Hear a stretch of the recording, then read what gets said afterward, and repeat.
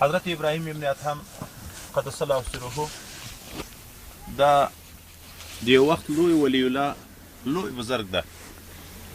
یو وخت کې چا ورته ویلې چې تا ډېر ښه خوږ مجلس وي، کاشکې د موږ سره د ورځ کې یو 15 منټه مجلس کولی. دی ورته جواب کې فرمایي زه د 4 خبرو په فکر کې یم، د یغو خبرو نه زه 15 منټه هم ښه زائد نشم پیدا کولی چې هغه وخت دغسې تیر کړم. یو دا چې دا ټول مخلوقات انسانان چې خدای پاک د عالم زر په وخت کې د آدم علیه السلام نه پیدا کړه او د کنکیو میګتونو په شکل وجود و، شکل انساني و خو وجودونه یې کنکي و، عقل یې ورته نصیب که. هغه وخت کې خدای پاک فیصله وکړه فریق فی الجنة و فریق فی النار، د دغه انسانانو څه ډله به جنت ته ځي او څه به جهنم ته ځي. زه په دې فکر کې یم چې زه به خدای پاک په کومه ډله کې حساب کړی یم چې د جهنمیانو ډله به وي او که د جنتیانو ډله به وي. دوم، د مور په نس کې 4 میاشتې بعد اولاد ته روح ورلویږي، ژوندی کیږي. هغه ملائکه چې مقرره ده چې د اولاد ته روح ور اچي، هغه خدای پاک ته عرض کوي شقی ام سعید، دغه انسان چې زه تا ورلېږلی یم ای الله تعالی چې زه روح د دغه بدن ته ور اچوم، دا بدبخته انسان ده او که نیکبخته انسان ده. زه په دا نه پوهېږم چې ایما په باب کې به الله تعالی څه جواب ورکړی چې دا نیکبخته ده او که بدبخته ده. دریم، هر انسان چې د ځلکدن وخت راشي، دغه انسان ته 2 ډلې د ملایکو راځي. یوه ډله ډېره ښایسته نوراني ملایکې وي او یوه ډله هغه ډېر هیبتناکه شکل لري، د رنګ نه یې سړی ډارېږي. یوې ډلې ته ملایکې د رحمت ویلی کېږي او بلې ډلې ته ملایکې د عذاب ویلی کېږي. دغه انسان که نیکعمله و، د دغه نیکعمله انسان روح هغه ملائکې اخلي چې ملائکې د رحمت ورته ویلی کېږي او ده ته زیري شروع کړي او ورته ویې چې ای پاکه نفسه چې په پاک بدن کې وې، راوځه رب کریم ته چې خدای پاک درنه راضي ده، په کم عمل غټ غټ ثوابونه درکوي او د جنت زیري ورته شروع شي. نو دغه روح په داسې خوشحالۍ د بدن نه را روان شي لکه د ژینه چې اوبه راڅڅېږي. د روح د اخیستلو په وخت کې ځلکدن په عین حال کې په دغه انسان باندې هېڅ نوع تکلیف هم نه وي. چې ملک الموت د دغه انسان روح واخلي، دستي دا نوراني ملائکې دغه روح د ملک الموت نه واخلي، د جنت جامې ورسره یي، د جنت خوشبویي ورسره یي، د جنت په هغه وریښمین لباس کې دا روح تاو کړي او د جنت خوشبویي په ووایي او روانې کړي د اسمانو په طرف باندې. په هره ډله د ملایکو چې دا ورځي، هغه ملایکو ته د نیکعمله انسان نه خوشبویي ورځي. نو هغه ووایي دا څوک در روان ده چې داسې یو نیکه خوشبویي ته را روانه ده. دغه ملایکو چې دا روح اخیستی وي، دغه یغو ملایکو ته د دغه انسان هغه نیک صفات ذکر کوي. دا هغه پلانکی مولوي صاحب ده، دا هغه پلانکی طالب ده، دا هغه پلانکی مجاهد ده، دا هغه پلانکی حافظ ده، یا دا هغه پلانکی اجي صاحب ده، یا دا هغه پلانکی سخي صاحب ده. خو چې کوم نیک صفات دغه انسان وي، هغه صفات ورته یادي چې دا هغه د یغه نیک سړي روح ده. هغه مرحبا ورته وی او ځي اسمانو ته، د اسمانو دروازې ورته خلاصې کېږي، د عرش عظیم لاندې یو ځای د علیین، هغه علیین ته دغه روح مبارک ورسیږي او هلته بیا خدای پاک ډېر د سکون او د اطمینان زندگی ورته نصیب کړي. کسې اوږدې دي خو لنډه به ذکر کوه. او خدای نه خسته که بدعمله انسان و، دغه بدعمله انسان ته د ځلکدن په حال کې ملایکې خطاب کوي چې ای خبیثه نفسه چې په خبیث بدن کې وې، راوځه رب کریم ډېر درته په قهر او په غضب ده. دا روح په بدن کې تیت شي، دا نه راوځي او بیا یې دا ملایکې ویي د بدن د یوه طرف نه بل طرف ته په زور دا روح راباسي، په داسې تکلیف راوباسي لکه د کباب سیخ چې د پسه په وړیو کې تاو کې او بیا یې راکش کوي چې هغه وژغنې د پسه وړی د بیخه پسې راوخیږي، بدن کې دا رګونه ټول لکه پرې داسې شي. بیا چې څنګه دغه ملک الموت دا روح واخلي، هغه ملائکې چې ډېر هیبتناکه شکل لري، جګې جامې ورسره یي، دغه دستي ورشي د هغه د لاس نه هغه روح واخلي. دا روح چې په دغه جامه کې تاو کې روانې کې د طرف د اسمانو باندې په هره ډله د ملایکو چې ورځي بدبویي تر ورځي د دغه روح نه، نو هغه ملایکې په عذابېږي. نبی علیه السلام یې چې د جمع وخت نږدې و، یا نیک مجلس ته تلې، یا سبق ته تلې، یا د ذکر ځای ته تلې، پیاز به نه خورې، ګندانه به نه خورې، اوږه به نه خورې، ولې د خولې بوی ځي هغه ځای کې ملایکې تر په عذابېږي. نو دغه انسان په بدبویي ملایکې پیږي، د اسمانو پورې ملایکې دي، هغه ملایکې چې د بدبویي محسوسه کړي، نو هغه هلته په عذاب شوي. دا څه بدبویي ده چې راغله د مځکې د طرف نه. دغه ملایکې چې د دغه انسان روح اخیسته وي، د دغه انسان هغه بد صفات ورته ذکر کوي، دا هغه پلانکی زناکار ده، خدای هم دې وساتي، یا هغه پلانکی ظالم ده، یا هغه پلانکی رشوتخور ده، یا پلانکی قاتل ده، یا هغه پلانکی ده چې د مسلمانانو سره یې دښمني کوله، خو ایده چې بیکاره صفت یې هغه ورته ذکر کوي. تر اسمانه پورې چې ورسیږي، د اسمانو دروازې ذاتي نه ورته خلاصیږي. بیرته حکم وکړي چې دا روح یوسئ د لاندې طرف ته، بیا د 7 طبقو مځکو نه لاندې د جهنم برغولی ده، لاندې جهنم د سجین ورته ویل کېږي. دغه روح بیا یوړی شي هلته د هغه جهنم اور ګرمایش ورته راځي، هغه سجین کې بیا هلته کېږدي. نو ابراهیم ابن ادهم وی زه په دا نه پیږم چې اما روح به کومه ډله د ملایکو اخلي، هغه خوش بویه ملایکې، نوراني ملایکې چې د رحمت ملایکې دي، اما روح به هغه وړي، او که هغه د عذاب ملایکې به د ما روح وړي. څلرم، زه د دې خبرې په فکر کې یم چې ورځ د قیامت شي، ټول مخلوق د خدای پاک حضور ته راشي. په دنیا کې خو هر سړی د ښه سړیتوب دعوه لري، په ځان دعوه کوي زه ښه سړی یم، خو باطني اعمال خو خدای پاک ته معلوم دي. نو هلته الله اعلان وکړي وامتازوا اليوم ایها المجرمون، الله مو دې وساتي، اعلان وشي چې ای مجرمو انسانانو، د ما د نیکو انسانانو نه جدا شئ. په دنیا کې خو ګډ وډ و، هر سړي تقوا د اسلام د نیک عملۍ دعوه درلوده، خو الله یې هلته جدا کوي چې جدا شئ. او چې کله دا بد عمله انسانان د نیک عملو انسانانو نه جدا شي، نو بیا دغه انسانان د جهنم په طرف باندې بوول کېږي، خدای مو دې وساتي د هغه سختو عذابو په طرف باندې. نو ابراهیم ابن ادهم یې زه په دې فکر کې یم که خدای پاک په ما اعلان کې ما ته یې مې ویله چې جدا شه ای مجرمه، نو زه به څه کم. سره له دې نه دومره لوی بزرګ و چې کله به د صورت حشر آخري آیتونه د تلاوت کول، د دریاب په غاړه به ناست و، اوبه به ودرېدې، اوبه به حرکت پرېښی، د تلاوت ته به یې غوږ نیو. خو هغه د خدای پاک نه ډارېږي، د دغه څلورو خبرو فکر ورسره ده. اوس نو چې دغه فکر ده معنا یې نو څه ده؟ په صرف فکر خو کېږي نه، نو دا معنا چې ځای ته په نیکي کې کوشش کوه، هر وخت توبې باسه الله ته، ژړاوې کوه الله ته، زارۍ کوه الله ته، ذکر او عبادت کوه چې خدای ویند متعال مې خاتمه به خرابه نه کړي، روح مې نیکه ملایکې واخلي، او هلته په قیامت کې زه د مجرمینو د ډلې نه جدا شم. او دا څلور مرحلې ګورئ په موږ او تاسې هر انسان باندې راغلي دي. 2 تېرې شوي دي چې هغه د ازل فیصله ده، او هغه د عالم زر او د قبر مور رحم ته چې روح لوېدو. خو 2 هر انسان ته پاتې دي چې یو د زلکدن حالت ده، او یو بیا د قیامت ورځې حال ده. اوس په دغو دپاره موږ او تاسې دپاره موقع ده چې اوس نه کوشش شروع کړو چې نیک عملي کې څوک کوشش کوي، خدای پاک بې زلکدنه اسانه کوي، ملایکې به د رحمت بیا روح اخلي. او که سړی غفلت کوي، په غفلت باندې وخت تېروي، نو د هغه د وجې نه به بیا خدای نه خسته هغه عذابو سره مخامخ کېږي. خو حدیث مبارک کې راځي، پرون سبق کې غالبا موږ ته ترمذي شریف کې تیر شو، 2 نعمتونه دي چې خلک غټ کې تاوانیان دي، یو صحت ته، یو فراغت ته. کله سړی په تن نه یې جوړ، بندګي یې شوق وي چې نیک عمل مې کړی وای، خو مریض د غریب یو څه په وس نه یې پوره. کله یو سړی په صورت روغ وي، خو په هغه وخت کې غافله وي، پام یې نه وي چې زه د خدای پاک عبادت و بندګي وکړم، که نه یې ښه روغ وي، یا خلاص نه وي، سړه له روغوالي نه یې خلاص، خو په مشکلاتو کې واقع، په مصیبتو کې واقع وي، کور ور د غاړې وي، اهل و عیال ور د غاړې وي، او کور کې پریشانۍ وي، بدۍ وي، نور څه مشکلات ورسره وي، خلاص نه وي. خو کله په انسان کې که دواړه صفته و چې هم جوړ و او هم فراغت و، نه په جیل بندي خانو کې ده، نه په مشکلاتو کې ده، دلته اوس نو انسان د خدای پاک سره د تجارت موقع ورته پیدا شوه. تاوان موږ تاسې چې په پښتو کې وایي چې پلانکي سړي تاوان وکړه، تجارت کې تاوان وکړه. تاوان څه وخت وي؟ 1,00,000 روپۍ کاروبار ته اچولي، خو چې کله حساب وخت راشي 50,000 پاتې مثلا 50,000 تاوان کړی وای، پلانکي سړي سخت تاوان وکړ.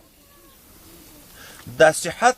او فراغت دا یو سرمایه ده، په دغه کې د الله سره سړی تجارت کوي.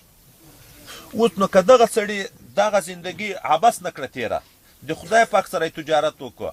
ذکر یې کوه، عبادت یې کوه، صدقات یې کول، فرضي او نفلي اعمال یې کول، دا داسې تجارت ده چې په یوه نیکي باندې 1 بیا خدای پاک په قیامت کې هغه کمه بدله ورکوي، 1 کمه بدله، چاته 1 بدلې ورکوي، چاته 1 بدلې ورکوي، چاته په یو کم 50 کروڑه باندې بدلې ورکوي. دا اوس نو داسې سرمایه ده چې دغه صحت دې نه کو برباد، دا د فراغت زندگی دې نه کړه برباد، لږ وخت تیر کو، 5 منټه دې تیر کړه، د 5 منټو په عوض کې به خدای پاک دومره اجر درکوي لکه 100 منټه دې چې تیر وي په عبادت کې، یا لکه 1 منټه دې چې تیر وي په عبادت کې، یا لکه یو کم 50 کروڑه دې چې تیر وي په عبادت کې. هغه د انسانانو د اخلاص په انداز باندې خدای پاک ورکوي، څومره ګټه شوه. او که خدای نه خسته دا صحت زندگی په موږ دغسې تیره شوه، د فراغت زندگی په موږ دغسې تیره شوه، د ځوانۍ زندگی په موږ دغسې تیره شوه، نو دا نه چې ګټه مو ونه کړه، سرمایه ټوله لاړه ختمه شوه. یو ملت عمر په 10 کروڑه باندې نه اخیستی کېږي. یو ملت عمر چې د سړي د زلکدن وخت راغی، کافر هم د زلکدن په وخت کې چې د عذابو خبرې واوري، نو زارۍ شروع کړي خدای پاکه لږ وخت مقرره کړي چې زه توبه وباسم. او مالداران خلک هغه چې د زلکدن وخت شروع شي، وایي دی دلته پوه شي چې په دغه دنیا خو ما د خدای پاک سره تجارت کړی شوی، الله مې راضي کوی شوی، نو دلته ویل لولا اخرتني فاتصدقه، خدای لږ مقرره کړي چې زه خیر و خیرات کې وکم، د آخرت ګټه کې وکم. لیکن یو ملت زندگی بیا په 10 کروڑه باندې نه اخیستی کېږي. څومره غټه سرمایه د موږ نه دغسې تېرېږي. دا د صحت و فراغت زندگی دا سرمایه ده، د الله سره تجارت ده. او چې یو ملت په موږ دغسې عبس تېرېږي، دغه سرمایه به د لاس نه وځي. اصل هغه د عمر سرمایه او داسې سرمایه ده چې بیا دواري تدارک نه کېږي. په قیامت کې ټول کافران چې د جهنم او د هر څه خبرې په سترګو وویني، ټول به دا وایي چې ای خدای پاکه یو وارې مې بیرته دنیا ته بوځي، بیا به زه کفر نه کړم. خو الله وی ما عادت په دې نه ده جاري چې زه د بیرته بیا خلک دنیا ته بیایم چې بیا دوه وري د سره راته مسلمان شي. ولې هغه 1,400,000 انبیا مې نه و درلېږلي، 104 کتابونه مې نه و درلېږلي، بیا هلته کافر هم پښیمانه کېږي، مسلمان هم پښیمانه کېږي. د قیامت یوه ورځ نوم ورځ د افسوس ده، د ارمان ده. وایي نیکعمله انسان به هم ارمان کوي چې ولې مې نیکعملي ډېره نه کړه، ولې خو ګټه یې اوس پوه شي. د ده نه هغه بل مسلمان نیکعملي ډېره کړي، د هغه ثوابونه چې وویني هغه دومره ګټې وکړي، دلته ذاتي ارمان کوي چې خو ما هم داسې ګټ عمل کړی وای، ما ته به هم خدای پاک دومره ګټه راکوله. نیکعمله به هم ارمان کوي چې ولې مې ډېر نیک عمل نه کړ. بدعمله به ارمان کوي چې ولې مې په دنیا کې توبه نه یسته، ولې مې د تقوا او د دینداري په طرف باندې توجه نه کوله. او نبی علیه السلام ګورئ دا شیطان موږ خطا کوي. ولې د نیک عمل چې نه کوي انتظار د چی کوي؟ تاسې وایي نیک عمل مخکې تر څو شیانو کوي. فقر ته مه ګورئ چې داسې مسکین شي چې بیا خدای هم درنه ویري، د اهل و عیال غم اخیسته یې، په روزي پورې حیران یې، شپه ورځ لګیا یې، یغه وخت انتظار مه کوئ چې داسې فقر در باندې راغی بیا عبادت نشي کړی. او د ډېر مړښت چې سړی د سرکشي سره مخامخ کوي، د یغه وخت هم انتظار مه کوئ چې ودرې دنیا مې ډېره شي بیا به زه عبادت کړم. ولې دنیا چې ډېره شوه سړی د خدای نه لرې کېږي، بیا د عبادت شوق کېږي. د غنا چې مطغي وي د هغه انتظار کوي، هغه هم انتظار مه کوئ. د مرضو هم انتظار مه کوئ چې اندامونه مو د کاره اوځي، بیا کوشش کوئ بیا به هلته کړی نه شئ. د هغه انتظار هم مه کوئ. او د زړوالي انتظار هم مه کوئ چې ودرې زوړ شم بیا به زه عبادت کړم. زړ وخت کې به د اعصاب هم کار پرېږدي، اندامونه خو خود کار پرېږدي، بیا به د څه په وس نه یې پوره. د مرګ انتظار هم مه کوئ، د مرګ نه مخکې عمل کوئ چې مرګ درته راشي بیا خو دواري بیا عمل نه شئ کړی. د دجال انتظار هم مه کوئ چې ودرې چې دجال راوځي بیا به زه هلته عمل کړم. هغه ډېره لویه غټه فتنه ده. که نیک عملي مخکې نه وه خدای نه خسته، اوس دجال را باندې راغی او د ده جادو ووینو، دا بې عمله انسانان به ټول د ده پر طرف بیا ځي، بیا به ایمان میمان هر څه ختمیږي. او د قیامت انتظار مه کوئ، د قیامت نه مخکې عمل کوئ. قیامت ډېر یو لوی غم د نبي علیه السلام یې. اوس موږ په ځوانۍ کې د صحت په حال کې، د فراغت په حال کې، د مړښت په حال کې په دغو وختو کې کوشش نه کوو. ځوانۍ کې نه کوو، انتظار کوو چې سپینه ږیره مې شي. موږ اکثره خلک دا اوس خو د عربو ته خلک شروع شوی کاروبار د پارجي حجونه مو وختونه کوي، خو هغه پخواني سپین ږیري اکثره ما ته راورېدلي حج ته به نه تله، وایي بیا حج نشم ساتلی. داسې کوي چې اوس ګناه راته روا دي چې حج وکړي بیا هلته ناروا کېږي. نو دا معنی چې په خوله کې مې غاښ ولوېدو، سترګې مې ضعیفه شوې، د زنا نه ولوېدم، د بدو اعمالو نه ولوېدم، بیا به هلته زه حج ته ځم، توبه به باسم، بیا نو حج وباسم، هلته به کوم. وظیفه نه اخلم، نشم یې ساتلی، نشم یې ساتلی. دا معنی چې بې وظیفې خو ماته ګناه روا دي، خو چې که وظیفه واخلم راته ناروا کېږي، نو وظیفه نشم ساتلی، نه یې اخلي. ځوانۍ په عمر کې حج نه کوي چې بیا یې نشم ساتلی. دغه عمر را باندې تیر شي، په سپینه ږیره کله موقع بیخي د حج پیدا نه شي، په وخته مړ شي سړی، فرض په پاتې شي، او که بیا پیدا هم شي. زه الحمدلله حج ته یې وارې تللی یم څو کاله مخکې. موږ سره یو سپین ږیری ملګری و، خبر په دې پورې کوم د قادریې مبارکي پیر و، محب الله اخندزاده نومېدو، د دوکۍ د کوټې، تاسو ته به هغه طرف چاته معلوم وي. دومره غریب کمزوری و چې ګرځېدی خو نه شوی، موږ به تر لاسو نیو، خو خپل ځای به یې هم نه شوی پیدا کولی. دغه مټه به مو وروښوه چې دغه نه ګوره دا داسې نقشه چې دا داسې لیکل چې دي په داسې رنګ ده، که سره ورکېدو د طواف یا چې په حال کې بیا به دلته کښېنې، چې 5 منټه بعد به شو بیا به ورک. اخر به یې وژړل چې ای خدای پاکه را باندې ودېلده، خو څه خو مې ونه کړه، نه طواف کړی شم، نه بل عمل کړی شم، نه عمرې کړی شم. ځوانان ځي عمرې راوړي، عمرې کوي، ځوانان هغه صحتمند خلک ځي طوافونه کوي، هغه تکلیفونه تېري، زه یو شی هم نشم کړی. په یغه وخت کې بیا هېڅ نشي کېدی. ما پلار ډېر نیک سړی دی، الله تعالی د دنیا و آخرت ښه کړي، خو علم یې نه ده کړی. ځکه پلار یې کنکوني کې مړ شوی، مور یې په کنکوني کې مړه شوې، تره یې نه درلود، ورور یې نه درلود، یوه مېرنۍ خور یې درلوده، هغه هم بله ورځ خبر شوم دا اوس شپو کې وفات شوې ده، الله دې مغفرت نصیب کړي. نو بې علمه یې وخت تېر کړی، ځکه چې یو سر 7 کلن د پلار نه پاتې ده، د مور نه 1.5 کلن غالبا پاتې ده. چې کله لوی شو، په هر څه پوه شو، موږ خدای پاک اولادونه ورکړه. 5 زمن موږ وو، 5 سره علم ته وقف کړي وو، 5 سره ده به مزدوري کولې، روزانې به یې کولې. یو ورځ چا ورته ویلي وو چې دا ټول دې ولې علم ته وقف کړي؟ وایي ما د الله سره وعده کړې چې په ما خو عمر برباد تیر شو، خو که 100 زمن دې خدای راکړه زه به علم ته وقف کوم. ولې؟ که فکر مې وي افغانستان کې یو وخت کې محتسب به یې ورته ویلې، په جوماتو به ګرځېدو، د ظاهرشاه په دور کې په خلکو به یې لمنځونه تېرول.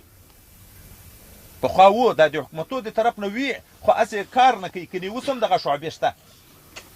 وایي جومات ته راغی چې پوښتنې یې کولې، د اکثرو خلکو لمنځونه نه و زده، د ما وایي نه و زده. نو هغه خجالت چې زه دلته د خلکو د وړاندې شرمنده شوم، الله ته به زه څه ویایم؟ او په لوی عمر باندې د ما په یاد چې دا زه را لوی شوی یم،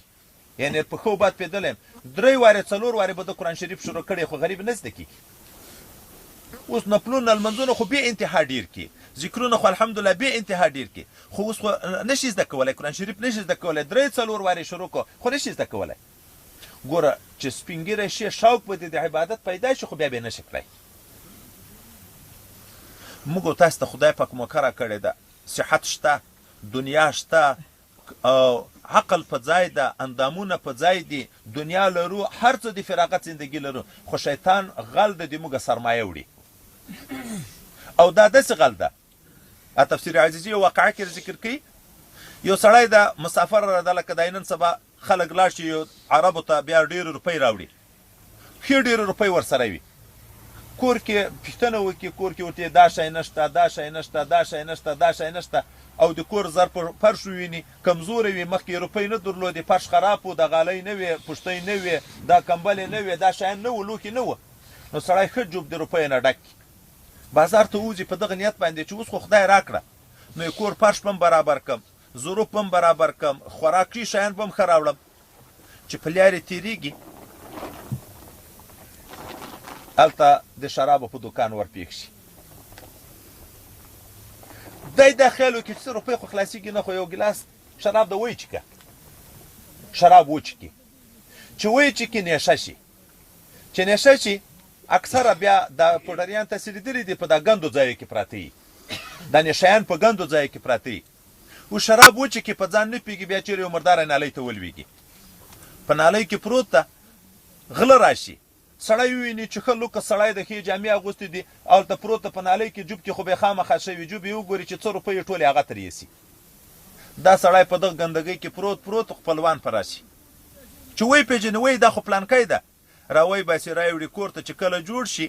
پام وکړي جوب وګوري په جوب کې یوه روپۍ هم نشته ټول هر څه یې لاړ چې برباد شي دا شیطان وایي د موږ دپاره داسې دښمن ده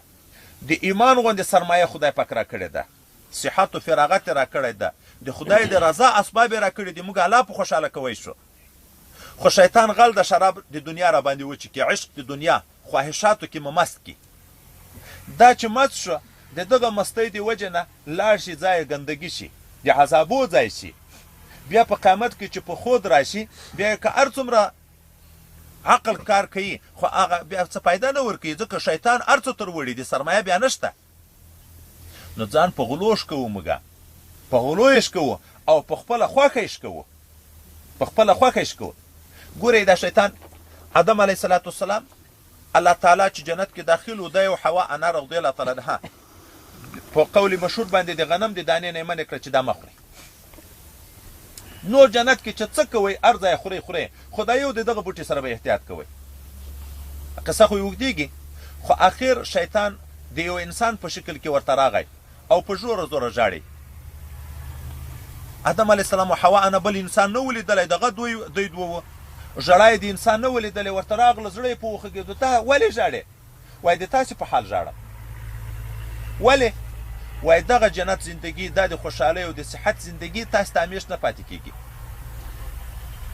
نو علاج که دغه دانه وخورئ دغه دانه وخورئ نو تاسې به یا همیش ژوندي یا به ملائکې خدای درنه جوړې کړي عذاب او تکلیفونه به بیا یو شی هم نه وي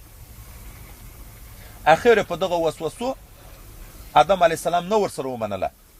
ښځې ناقص العقل و دین دي ناپویه دي هغې ته چې دا خبرې وکړې هغه چې دا خو نو بیا موږ ځواني خرابېږي مرګ به راځي هغې هغه دانه وخوړه او آدم علیه السلام باندې په یوه قول شراب وچکل د جنت په هغه باندې هم دا دانه وخوړه چې دانې وخوړې د جنت هغه عزتمن لباس دا دستي تر ولوېدو د یو د بل عورت نه ولیدلي خپل عورتونه یې نه ولیدلي لباس التقوى قرآن وی خړ لباس د تقوا لباس ده دغه لباس چې ختم شو ګناه چې وشي انبیا معصوم دي خو دا اجتهادي خطا و د هغو په باب کې چې دا جامه تر ولوېده لوت شوه خدای پاک اوس موږ ته وایي قرآن کې ګورئ د شیطان د تاسې دښمن د هغه دښمن ده چې تاسې د مور و پلار نه یې جامې ایستلې دي ګورئ چې د دغه ونه منئ اوس په دغه مجلس کې خدای دې هغه نه پېښوي چې د یوه انسان د پلار نه یا د مور نه یو بل تربور یو بل څوک جامې وباسي چې ده وس ورسېږي بې مرګه به پرېږدي یعنې دا به پرېږدي دغه شیطان دی موږ خدای پاک وایي ینزع عنهما لباسهما د مور و پلار نه یې جامې درنه ایستلې دي ګورئ د دغه ونه منئ دا هم بې عزته کوي لوڅ کوي خو موږ ته شیطان دا خبره خوښه په خپله خوښه باندې پرتوګ واچوه فوتبال کوو کرکټ کوو خو دغه مسلمانان دي تاسې نه وینئ اکثر خپله جامې په خپله نه اچوو ختم وباسو پرتوګ هم وباسو او دومره کوي چوتی وي ورنونه لوڅ انعامه لاندې دا مځکې عورت ته ټول دا لوڅ او په هغه پتلانه کې اندامونه د لرې نه لیده کېږي په خپله خوښه باندې هغه د خط پرتوګ را باندې وباسي دومره یې لیونیان کړي او شراب یې را باندې چکلي دي عقل مه کار پرېښی د ګورې موږ تاسو ته ځان ډېر وښیاران لیده کېږي دا اوس وښیارتوب ده چې په خپله خوښه باندې د خلکو د وړاندې په زرګونو انسانان مو تماشې ته ناست وي پټ هم نه وي په زرګونو انسانان مو تماشې ته ناست وي او موږ خط پرتوګ وباسو بس فوتبال ده هغه لګیا شو په فوتبال خط پرتوګ یې وایستو حاجي صاحب صوفي صاحب ملا صاحب طالب او پلان هغه بیا تماشې ته ناست دي دا یې په دغه غر کړه پردي عورت ته ګوري یغه عورت لوڅ کړی حرام ده دا بل چې ورته ګوري خو کتل حرام دي ټول یې غرق نه کړو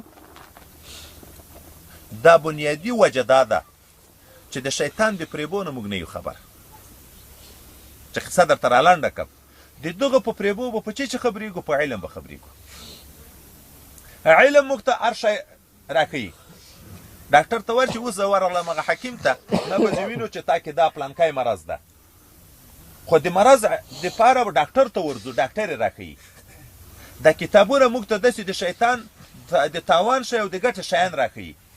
علاج راښیي. علماو ته چې ورځو هغه به موږ ته چې نصیحت کوي علاج راښیي، داسې علاج راښیي چې د شیطان نه مو رابچ کوي، د جهنم د عذاب نه مو رابچ کوي. اوس علم موږ ته دا وایي چې کلمه دې په اخلاص وویلې، دا د الله سره وعده ده چې خدای پاکه تا منم، د تا ټول حکمونه منم. وعده شوه که نه شوه؟ اوس دا وعده باندې موږ او تاسو څومره عمل کړی؟ وعده خو دا معنی ده چې الله څه راته ویلي دي چې دا کې هغه به کم، چې راته ویلي دي چې دا مه که هغه به نه کم. 5 وخته لمونځ خدای پاک راته ښوولی ده په شواروز کې، د هر لمانځه یې وخت هم ښوولی، سهار سپېدې وچاودې تر لمر ختو پورې، دا یې مابین دا یې وخت ده. ماسپښین زوال وشو چې سیوری د انسان د یوه چند نه اوړي، هغه بهترین وخت دی، دا یې وخت ده. مازدیګر د لمر لوېدو نه د زیړوالي د لمر نه مخکې وخت ده، زیړوالي ته به یې نه پرېږدې چې مکروه کېږي. بیا هر څه خپل خپل وختونه یې راته ښولي. موږ په 5 وخته لمانځه کې کله بیخي لمونځ ونه کړو، رانه پاتې شي. کله لمونځ په جمع یې چې وکړي 1 په 28 ده، په جمع یې چې وکړي 1 په 28 ده. د دغه مځکې نه سعودي ته ځو، د سعودي روپۍ د دغه ځای څو روپۍ تر جوړېږي د یوې روپۍ نه؟ 23 نن سبا جوړېږي. د 23 روپیو د ګټې په نیت باندې ځو، څو کاله مسافري کوو؟ 20 کاله 30 کاله، چې تر څو مو په د کاروبار نه یې لوېدلی چې یوارې سعودي ته کاروبار شروع شو بیا څوک پرېږدي؟ پلار یې مړ شي دی نه یې پکې، مور یې مړه شي دی نه یې پکې، زوی یې مړ شي نه یې پکې. ډېره پېښې یې که نه؟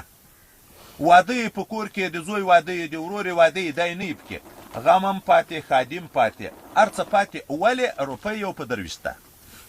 او د دغه کور نه چې دغه جومات ته لاړ شو 3 منټه لګېږي، هلته لمونځ 1 په 28 ده. د 1 په 28 دپاره ډېر غټ غټ کلي تر اوسه جوماتونه نه لري، 10 کوره پراته یي، 15 کوره پراته یي، چې جومات ونه لري بیا لمونځ په جمع شوی. 20 کاله 30 کاله عمر په تېر چې غریب په 20 کاله 30 کاله کې جمع ونه کړي.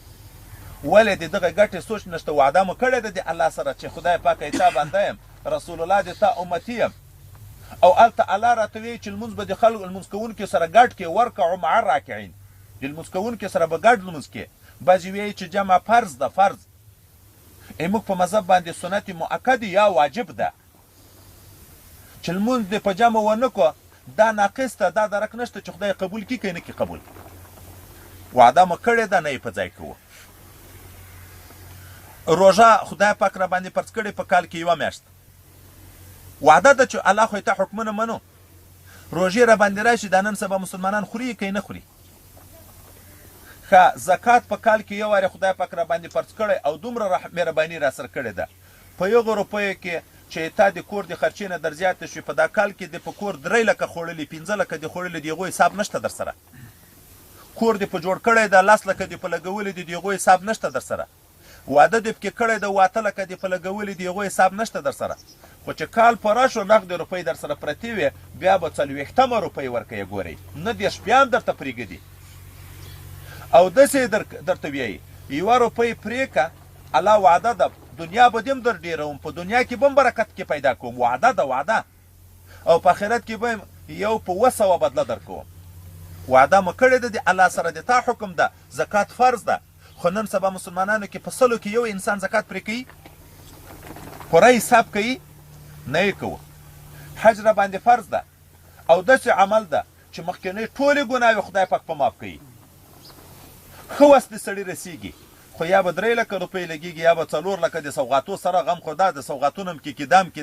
دا یې 4 لکه لګېدلې. هلته ګټه څومره ده؟ یو وارې خو د آخرت عذاب نه په خلاصېږو، خو فرض ده را باندې، وعده مو کړې. بل طرف ته چې حرم شریف ته لاړ شو، په مکه معظمه کې 1 لمونځ د دغه ځای د 1 لک لمنځو نه زیات ثواب لري، 1 لک لمنځو نه زیات. او په دغه حج کې تقریبا 1 میاشت زندګي دې موږ په مکه معظمه کې 9 شپې یا 10 شپې یا 8 شپې په مدینه منوره کې، په مدینه منوره کې په جومات کې 1 لمونځ په یو روایت کې راځي چې په 1000 او یو روایت کې د ابن ماجه راځي چې 50 لمونځونه نور ځای وکړي یو لمونځ هلته وکړي. دا ټوله ګټې نه هلته په سعودي کې اوسېږي مسافریم کوي خو عمرې ته نه ورځي حج ته نه ورځي. حج مې کړی بس خلاص شو حج یې کړی ده 1 لک باندې لمونځ بدلېږي د یو په 23 دپاره پروته مسافري کوي پلار و مور و ښځه او اولاد یې پرېښي دي او هلته نږدې ورسره مدینه منوره کې اوسېږي نږدې ورسره حرم شریف ته جومات ته نه ورځي په خپله کوټۍ کې لمونځ کوي. نږدې کوم جومات ور پیدا شي په هغه کې لمونځ کوي ولې کاروبار خرابېږي. وعدې مو کړي دي. دا ټول شیان چې د موږ نه دا دومره ګټې د لاس نه وځي ولې علم نشته. که یې په دغه ثوابو خبر وي خو مسلمانان یو الحمدلله چې موږ ته د دنیا د ګټې څوک خبره 2 وارې راته وکړي چې پلانکي ځای کې ګټه ده دستي هغه کار شروع کوو که نه کوو یو ځای ته پسې ورځو که نه ورځو خو چې دین د خبرو نه بار بار خبرېږو چې داسې ګټه ده داسې ګټه ده اخر انسان کې خدای پاک هغه شوق پیدا کوي. بل طرف ته یو وارې مو دا وعده کړې ده بل طرف ته مو وعده کړې ده چې ګناه به نه کړو خو د تا بندګان یې خدای پاکه اوس په دغه جومات په دغه مجمع کې دومره بې حیا سړی به پیدا شي خدای م دې وساتي چې د دغو خلکو د وړاندې جګ شي دی د یو هلک سره په لیواتت په بدعملۍ لګیا شي د یوه سړي د وړاندې به یې وکړي ولې شرمېږي که نه شرمېږي ویني مې خلک مې ویني زنا به وکړي چې یو سړی ویني زنا به وکړي د یوه سړي نه موږ شرمېږو چې شرم ده خو نه مو خدای ده نه مو مالک ده نه مو رازق ده چې مازې موقع پیدا کو پنایي ځای پیدا کو ذاتي په زنا او په غلا او په هر عمل باندې لګیا یو د خدای پاک نه پټېدی شو ځکه د الله ده او په هر سکند کې مو ویني د زړه په خیال مو علم لري په زړه په تصور مو علم لري د الله نه بیا نه شرمېږو کوی نبی علیه السلام تاسې حیا وکئ حق حیا صحابه ورته الحمدلله موږ کې حیا شته وایي نه دا حیا نه ده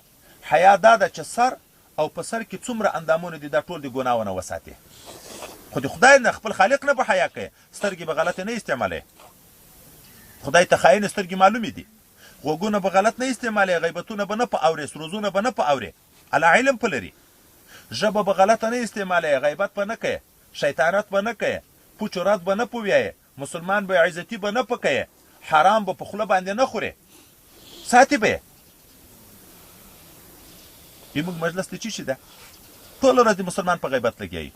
ټوله ورځ په دروغو باندې لګیایي ټوله ورځ د 2 مسلمانانو په منځ کې شیطانت کوو چې دښمني سره پیدا شي او دین هلته کامل ګرځي چې سړی به د بل مسلمان سره داسې محبت لري لکه د ځان او یا د خپل اولاده سره چې تر څو مسلمان د مسلمان سره دغسې محبت پیدا نه کړي کامل ایمان ته نشي رسېدی. رسول الله وی کامل ایمان ته به هلته سړی رسېږي چې بل مسلمان ته هم هغه څه خوښوي چې ځان ته یې خوښوي ان يحب لاخيه ما يحب لنفسه چې بل ته به هم هغه څه خوښوي چې ځان ته یې خوښوي. دغه څه معنی وایي سړی ځان ته د عزت ژوندون خوښوي سړی ځان ته د امن او د سکون زندګي خوښوي سړی د ځان سره انصاف خوښوي چې ما سره څوک ظلم ونه کړي سړی دا خوښوي چې که زه نیک کار کم چې بل سړی مې کومک را سره وکړي چې په ما حق څوک رانه ونه خوري نو بل مسلمان ته به هم د بل مسلمان به هم عزت غواړي بل مسلمان سره دیم چې وس رسېږي کومک به کوې مسلمان به توهین او بې عزتي نه کوې ظلم به په مسلمان نه کوې چې د خپل ځان سره ظلم نه غواړي خو بل مسلمان سره به هم نه کوې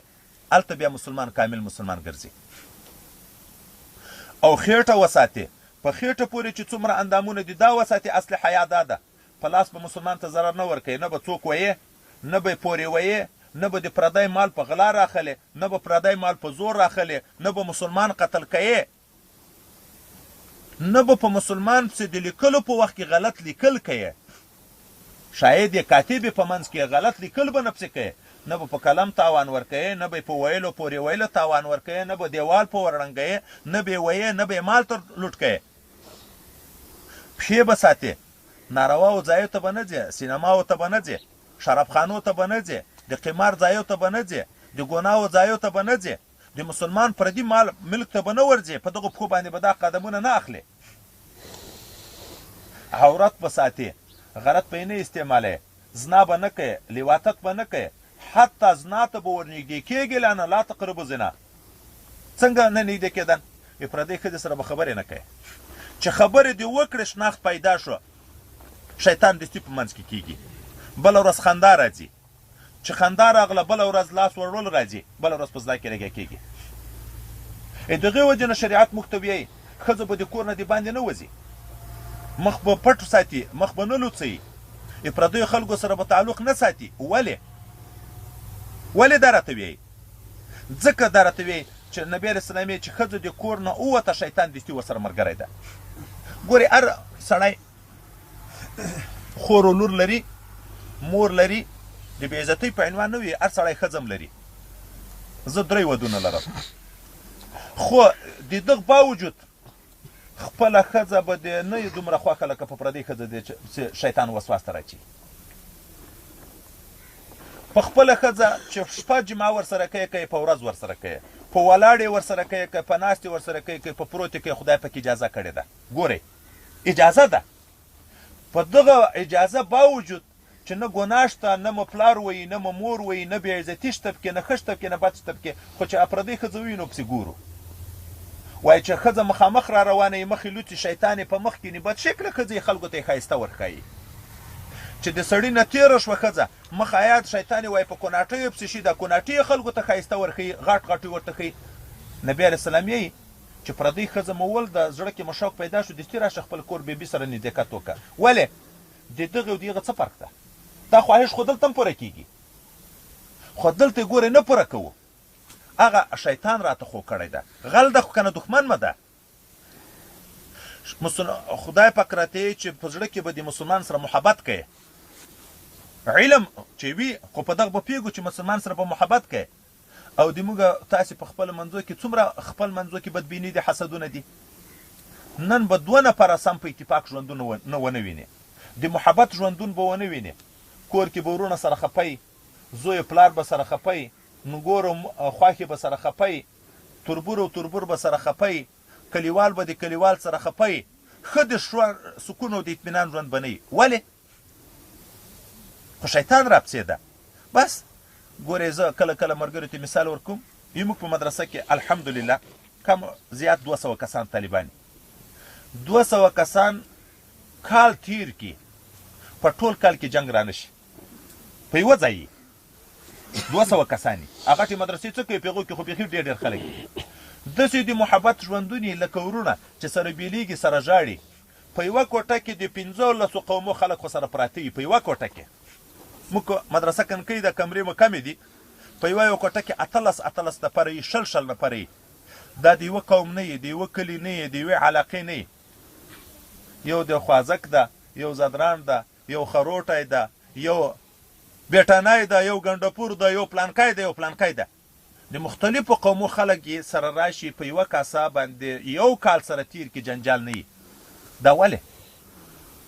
وجه دا د خو علم ده، هغه درس ورکوي چې مسلمان به د مسلمان سره محبت کوي، د مسلمان سره به ښه تعلق ساتي. نو غرض دا ده څومره شیان چې د موږ نه پېښېږي اکثره د بې علمۍ نه پېښېږي، اکثره د دغه نه پېښېږي چې د موږ د علماو سره ناسته ولاړه نشته، او اکثره یې دغه نه پېښېږي چې د خپل مرض علاج نه کوو. چې مریض شو جسماني مرض مه راشي، چې په غاښ مو درد شي دستي د غاښ ډاکټر ته ځو، چې په سترګه مو درد شي دستي د سترګې ډاکټر ته ځو، چې د اډوکو تکلیف یې د اډوکو ډاکټر ته ځو، چې د معدې تکلیف یې د معدې ډاکټر ته ځو. ګورې هر یو ګوښې ډاکټر ته ورځو که نه ورځو، بل ډاکټر ته هم نه ورځو، د هغه مرض ډاکټر ته ورځو. موږ د ظاهر شریعت تعلق د علماو د ظاهر سره ده. د اودس زده کړه، د غسل زده کړه، د تیمامه زده کړه، د لمانځه زده کړه، د روژې، د زکات، د حج، د څومره اعمال د زده کړه به د علماو د علم ظاهر نه کوو. موږ نه ورځو. زه دا کوټې ته تللی بیا د طالبان ملایان الحمدلله د موږ شاګردان په زرګونو دي، ځکه ما د فراغت الحمدلله 20 کاله به کېږي. هر وخت کې د خدای پاک رحم ده داسې ښه ډېر طالبان را سره وي. نو یو ملګري ته د ملایانو ته مې ویلې مارې دا عوام د موږ مسلمانان دي او الحمدلله د ښې عقیدې خلک دي، اکثره د افغانستان او پاکستان عوام د علماو سره ښه تعلق لري. نو ګورئ دی په موږ حق لري، دی موږ ته چندې راکوي، د دوی په چندو جوماتونه جوړوو، مدرسې جوړوو، طالبي حاصلوو، ملایي کوو، د دوی په تنخواو چلیږو، خو په دوی پورې هم زړه خوړل پکار دي. مسلمانان دي د رسول الله امت ته چې هلته په قیامت کې جهنم ته روان وي، او خدای نه خواسته الله دې موږ نه پوښتنه وکړي چې تا ته خو مې علم درکړی و تا څه خدمت په وکړو رسول الله صلی الله علیه وسلم ویل چې ته خو د ما وارث وې رسول الله خو شپه ورځ د امت په غم کې و تا څه خدمت وکړو ما د خلکو ته کوشش کوي وعظ نصیحت ورته کوي کنی ترجمه ورته شروع کوي الماخستان ټیم چې د کاروبار نمبر اخلاصي لګ لګ ترجمه ورته کوي خو لګ لګ دینی خبرې ورته کوي د مسلمانان دي چې خدای پاک د آخرت طرف ته کار جوړ کړي چې راووتو نو یو مولوي صاحب د دې موږ شاګرد د فارغ ده ده راته وویلې وایي تېر کال پروژه کې په خپل کلي کې مې ترجمه شروع کړه ترجمه کې دا آیتونه چې راغله چې ښځه چې د جامې په وخت کې موږ تاسې پښتانه وی چې جامه ورغلې ده د حیض په حال کې وي په دغه وخت کې د ښځې سره جما کول نزدېکت حرام دي خو خدای پاک وایي چې حرام دي دا مسایل مې وایي څه بیان کړه وایي 3 که 4 سپین ږیرو ګوکې چې ما نه خو دا شوي دي زه اوس څه وکړم ګورې د خپلې ښځې سره مو په ګناه کې شیطان لګیا کړي د حیض شپې دي موږ ته تر سپینې ږیرې لا دا حال نه وي معلوم چې په دغه وخت کې جما کول ورسره حرامې دي لګیا شو په ګناه باندې لګیا شو په خپل کور کې په ګناه باندې لګیا شو دا وجه چې د خو علم نشته په خبر نه یو پوښتنه نه کوو ښځې اولاد پیدا شو موږ تاسو ټولو کې مشهوره ده که نه دا بله ورځ تېر شو په کتاب حدیث مبارکې چې 40 نه ده وتلې تر 40 شپو پورې ښځې لمونځ کوي که 10 ورځ پاکه شیم دی لمونځ نه کوي که 20 ورځ پاکه شیم دی لمونځ نه کوي ولې خو مشهوره خبر دا ده چې 40 نه ده وتلې تر 40 شپو نفاس ته ذاتي انتظار کوي حدیث خدا وی دین خدا وی چې ښځې اولاد پیدا شو چې 3 ورځ پاکه شوم ذاتي به غسل کوي خپل منځونه به کوي ای موږ چې موږ ته علم نه خپل خور مور به غریبه په څه خبره کو پاکه وي پاکه ځکه خو موږ ته په خپل کور کې پیښې دي الحمدلله اولادونه لرو ښځې لرو خو دغه پیښېږي یوه نیمه ښځه به چې 40 شپو ته یې وینه رسېږي دا جامع تکلیف یوه نیمه ښځې اکثر چا په میاشت پاکېږي څوک په 25 ورځو پاکېږي پاکې وي لمونځونه نه کي دا ولې بې علمۍ د علم نشته په کور کې مو چراغ نه ده بل نو مور غریبه مه نه ده خبره خور غریبه مه نه ده خبره ښځه غریبه مه نه ده خبره او په آخرت کې به څومره لوی حجالت وي چې هغه جهنم ته روانې وي دا ټول شیان چې اصلاح کېږي هلته د دغه دپاره نه درته وایي چې موږ خپله ملایي در باندې پخوو تاسې عقل نه فکر وکړو چې دا اوس د دغه سپین ږیرو نه پوښتنه وکړو چې لمونځ شوه روز کې ګورئ 15 وخته کړو دا لمونځ خو مو باید داسې زده وای چې فرض واجب سنت مستحب هر شی داسې دستي راته معلوم وای پرون موږ په لانکوچ کې راتلو په لیار یې ډز ویل موږ ورخطا شو ټول موږ دا خیال و چې ټیر پنچر شو ټوپ وچاوده خو ډریور نه و ورخطا لاندې یوه ګوټکه وه د لرګي هغه یې ماته وه بېرته دته د علاج ځای معلوم و ورته کوز شو هغه ګوټکه یې ور واچوله اوس ګورئ په تیز رفتاره موټر کې د موټر په عوارضو پیږي دا غږ د پلانکي شي ده زده یې وي که نه د اکثرو ډریورانو معمولي اواز خراب شي دوی ته درک وي چې دا یې پلانکی شی ده موږ تر 80 کاله پورې لمونځ وکړو چې اوس د سپین ږیرو نه پوښتنه زه وکړم چې په لمانځه کې څو واجب دي چې واجب درنه پاتې شو سجده سهوه در باندې اوړي په 15 سپین ږیرو کې به یو بیان کړي نو بیا به موږ څه لمونځ وکړو دا وجه دا د علم نشته د علماو سره ناسته ولاړه نشته پوښتنه نشته په شرمېږو یو داسې په پوښتنه شرمېږو د غسل په پوښتنه شرمېږو د تیمامه په پوښتنه شرمېږو د کور د ښځو په پوښتنه شرمېږو ښځه د حیض د جامې 3 ورځې کمه موده ده 10 ورځې زیاته موده ده که تر 10 ورځې وینې واوښتې دا د جامې غسل به کي لمونځ به کي ذاتي روژه به نیسي که یې 3 ورځو نه کم ورغله پوره یې نه کړې دا مرض ده د دغو ورځو لمونځ به بېرته راګرځئ قضایي به یې ګرځئ موږ خورو یا مور یا لور نه یوه وخت کې پوښتنه کړې یا دوی دې موږ نه پوښتنه کړې یا په دغه خبره خبر یو اینه خبرې چې کوو خو 15 میاشتې نه خلاصېږي دا خبرې دا ټوله خبر بنیادي دا ده چې موږ په دین شرمېږو د دنیا په کارو د دنیا په پوښتنو نه شرمېږو ما په یو ځای کې ملایي وه د جمعې خطابت و کلیوالو باندې مې غاړې خلاصې وي هغه خپل وس د نصیحت خو به مې کوه خو د هغه باوجود زاید مې اعلان ورته کړی و ګورئ تاسې حق لرئ په ما باندې زه د تاسې د جومات امام یم چې دیني مسایلو کې چې چیرې شک درته پیدا کېدو مه شرمېږئ مه ډارېږئ چې دی به جواب نه راکوي چې نه ومې زده بل ملا ته به زه ځم پوښتنه به درته کوم خو ګورئ دا پوښتنې کوئ کور کې مشکل پیښیږي دا د کور د زنانو د مسلو د خلکو د وړاندې مه کوئ که شرمېږئ خو چې زه ګوښی کوټه کې یم راځئ هغه پوښتنه کوئ دا خویندې او میندې په موږ او تاسې حق لري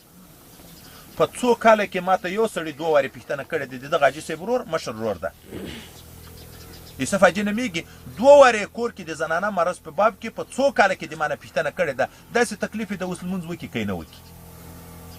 په دا دومره وخت کې پوښتنه نشته ولې په شرمېږو زه څنګه د ښځې خبره پوښتنه او دکاندار ته ورشو که زه ملا یم هم ورشم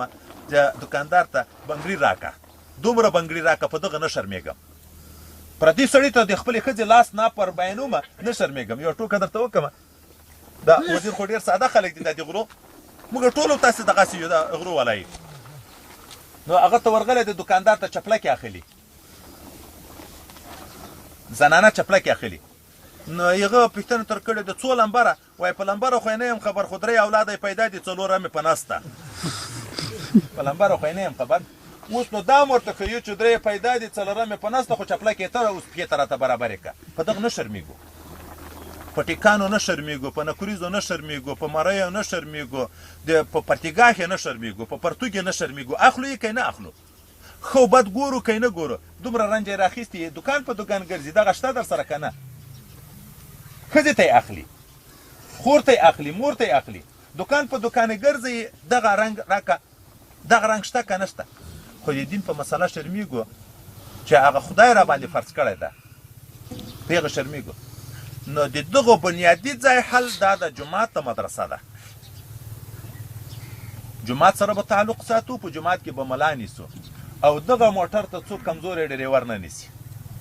چې خرابوي یې 6 لکه روپۍ مې اخیستی د خرابوي یې ټیکټر ته څوک کمزوری ډریور نه نیسي چې خرابوي یې خو موږ تاسې د جوماتو ملایان نن سبا څوک دي طالبګای ورته وایو هم داسې طالبګای حافظ غریب خو صرف قرآن شریف زده ده او په رواني زده ده نور خو دایم غریب په لمانځنه د خبرنۍ فرض زده دي نه واجب زده دي او لمونځ امام د خدای پاک سره ترجمان ده الله ته م ورنماینده کړی د لمونځ د الله سره خبرې دي د دغه قوم چې اوس دعوه شي د یو بل قوم سره الک به مرکې ته ورمشر کړي چې ته ورسره وغږېږه حکومت ته به څوک یو الک ورمشر کړي یو کشر بې تجربې به ورمشر کړي چې ته ور وغږېږه ورشه خو الله ته موږ څوک ورمشر کوو غم په چی شي کې ده په روپۍ کې ده چې ښه ملا نیسو خو بیا خو ښه تنخوا رانه غواړي ښه ملا چې نیسو ښه تنخوا غواړي دا اوس تنخوا یو نفر د اوس د موږ کلیوال دي 3 لوډر هم لري هر لوډر والا ته یو ډریور په څو نیسي کم از کم 12000 تنخوا خو یي نو د یوه میاشتې 15000 روپۍ تنخوا یو سړی پرې کړي چندې ورته کړي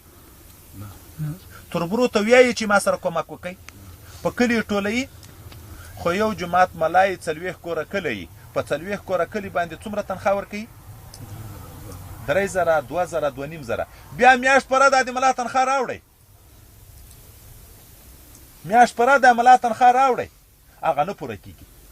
ما ته یو وخت کې څوک راغله وایي داسې یو سپک ملا راګوره موږ کلی کنکای د مالې تاسې سپک یې چې سپک ملا غواړئ سپک دې دا معنی چې کمه تنخوا یې یو 300-400 روپۍ لوډر ته املا نه ماتیږي روپۍ نه ځایږي 10000 روپۍ کرایه پرې کوي خو په 10 کوره 10 کوره 40 کوره کلي باندې یو ښه ملا نشي نیوی چې ښه تنخوا پرې کړي ښه ملا که راغی ګورې زه درته د ځان صفت نه کوم زه ملا یم دا ملا ده چې ساره راسې راغلي یو تاسې ته دیني خبرې کوو که نه کوو چې ملا و خوله به یې بخار کوي خامخا چې تاسې پوښتنه نه کوئ دی به واز درته کوي کسبي سړي د خپل کسب نه لاس نه درېږي کسبي سړي د خپل کسب نه لاس نه درېږي خو چې دغه موټر خراب وي ډریور په لګیایي بل ډریور وي پیم نه ژني خو هغه به ورځي ورسره لګیا کېږي به ملا چې ملا یې خامخا به په دیني خبرو لګیایي موږ ښه ملا نه نیسو بیا خو په دین راغږېږي خو بیا خو راته وایي چې سود مه کوه بیا خو راته وایي چې غلا مه کوه بیا خو راته وایي چې 5 وخته جمع ته راځه دا اوس نو د چا په وس پوره ده نو جومات ته ښه ملا نیسئ او ملا ته ښه تنخوا ورکئ ښې تنخوا په عوض کې ښه خدمت تر وغواړئ پر وی غواړئ چې دا یې نه کړي هلکانو ته د ښه سبق په وغواړئ واعظ و نصیحت ته وغواړئ چې مولي صاحب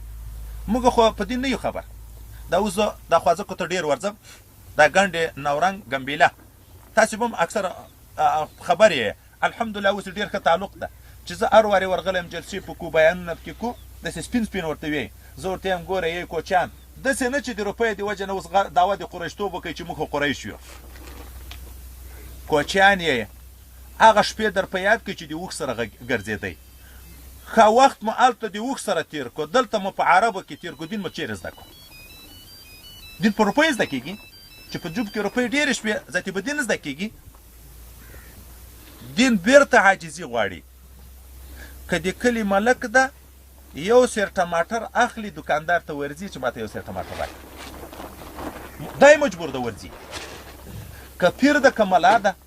چې یو سیر پیاز اخلي خپله ورځي خو محتاج ده خپل احتیاج ویني دکاندار ته وایي چې ماته یو سیر پیاز راکړه ته به ورځي ملا ته پوښتنه به ترکوي خو ته محتاج یې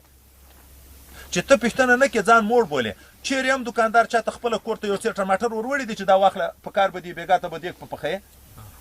چې ټماټر خپله څوک چاته نه وروړي پیاز چاته څوک نه وروړي دا ترخه چاته څوک خپله نه وروړي په خپله پسې ځي دا دین دومره خوار ده چې په خپله به په موږ پسې منډې وهي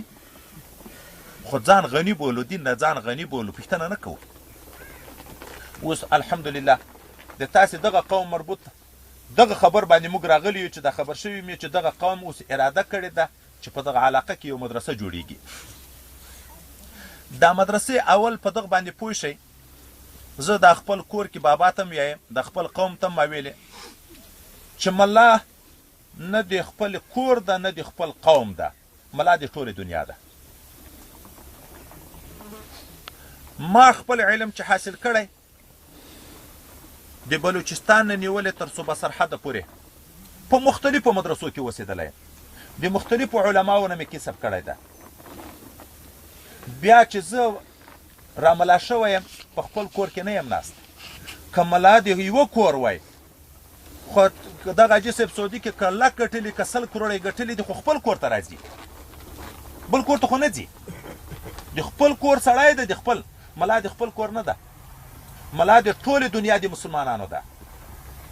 دغې وجې نه ملا په هر ځای کې چیرې په مدرسه کې اوسیږي چیرې په جومات په ملایي کې اوسیږي نو ملا به داسې نه کوي چې زه د پلان کې قوم یم نه د قوم دا تقاضا ترکوي چې خو ته خو د موږه ملا یې دا موږ عزیزان ډېر شوخ دي زه زدران یم دا زدرانو شوخي خو تاسو ته معلومه ده بیا د موږه قوم یو بل قوم خپل منځو کې څه بدي و جنګ و موږ یو د ترکستان دلته د پکتیا کې دا سرونه ډېر دغه ماتوي دغه خپل منځ کې بدي وه بیا دا د موږ د قوم یو څوک زه حج نه راغلی وم راغلی و دلته یو غټ ملک ده دستي په دا قومي بدیو لګیا شو د موږ د خاکیلو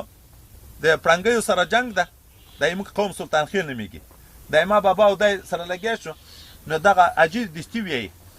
زه یې یاد کړم د موږ د ده نه ګیله کېږي او یو بل څوک یې غټ یاد کړو د هغه نه مې ګیله کېږي ولې دوی خو د موږ تربرونه دي دوی خو هر څه په وسپره ده هر څه یې په وسپره ده د جهاد په وخت کې اسلحې د دوی په لاس کې وې اوس د طالبانو حکومت د دوی په لاس ته نو ودې درېږي د موږ سره ودې درېږي ذاتې که زه روا یم که ناروا یم خو ته د موږ د کلي ملا یې مالې زه زدران نه یم دا تعجب شه مدرسه به هم څوک د یوه قوم شخصي نه بولي چې دا د پلانکیو مدرسه د دوی پیږي کارې پیږي ګورئ دین د دین مدرسه د دین نه عبارت ده د دین کومک به موږ ټوله دنیا مسلمانان کوو که په یو قوم ته ورپرېږدو که یو شخص ته به ورپرېږدو موږ مدرسه ده موږ مدرسې سره د افغانستان نه نیولې تر پاکستانه پورې ټول خلک کومک کوي ولې کوي مفت تجارت ته ګورئ دغه جومات په چا جوړ کړی موږ د کوم ځای نه راغلو لمنځونه پکې وکړو د موږ په ثواب په دغه عمل کې م راشریک شو که نه شو راشریک د بل ځای نه به پکې راځي دغه مدرسه کې به د هر قوم طالب د هر ځای طالب راځي د ټولو سره به په دغه علم په ثواب کې ورشریک هغه به بیا خپل قوم کې به خدمتونه کوي په نور علاقو کې به د ټولو ثوابو کې به تاسې ورشریکې نو یو موږ په دیره کې پراته چندې به د دغو خلکو پکې لګېدلي موږ هلته لمنځونه کړو جومات هلته د ثواب یې دی دلته په خپل کور کې ګټي په روپیو باندې ان الله اشترى من المؤمنین انفسهم واموالهم بان لهم الجنه خدای د انسانانو نه ځان او مال اخیستی دی په عوض کې جنت ورکوي چې جنت سودا شوه نو جنت تجارت د الله سره ده د ملا سره نه ده د قوم سره نه ده ملام بد کوي چې داسې وایي چې دا د دغه قوم شخصي مدرسه ده هغه قوم هم بد کوي چې دا خیال کوي چې دا د موږ مدرسه ده دا معنی دین د موږ د نوبل څوک نه دی راګټ زه یو افیل درته کوم دا مدرسه د خدای کامیابه کړي اوس زه لاړم مدرسې مځکه مې وکته دغه مدرسې پورې نږدې نښتې یو چا کورونه هم نشته خو دغه د مسافرو طالبانو به ځای وي په دغه کې به د دغه قوم طالبان هم اوسېږي د نورو قومو طالبان هم د لطف کې اوسېږي دغه ټولو په نیکي کې به ورشریکې په یو قوم پورې مه خاصوئ په یو کلي پورې مه خاص کوئ په یو کور پورې مه خاص کوئ دین عام د ټول په ګډه ملا ورته وتړئ دین عام د ټول په ګډه ملا ورته وتړئ په افغانستان کې چې طالبانو په وخت کې هغه بامیانو کې دوه غټ بوتان و ماتولې خیال کړی د اروپا په ملکو کې یو ملک چې بودایان دي چې د بوتانو عبادت کوي یغه به په ټول وخت افغانستان هم نه لیدلی دغه بوتان به هم نه لیدلی هلته اعلان وکړه طالبانو ته چې دا بوتان مه ماتوئ د موږ په ملک کې چې څومره انسانان دي د هر انسان ښځې او نرکنتي و غټ په عوض کې به یو ډالر کومک در سره وکړو خو دا بوتان پرېږدئ ولې کړه خو خپل دین یې بولي ګورې کافرانو نه شرم نه ږده په کوم ملک کې د موږ په ملک کې بوت ته څه وخت مخکې به بودایان تیر شوي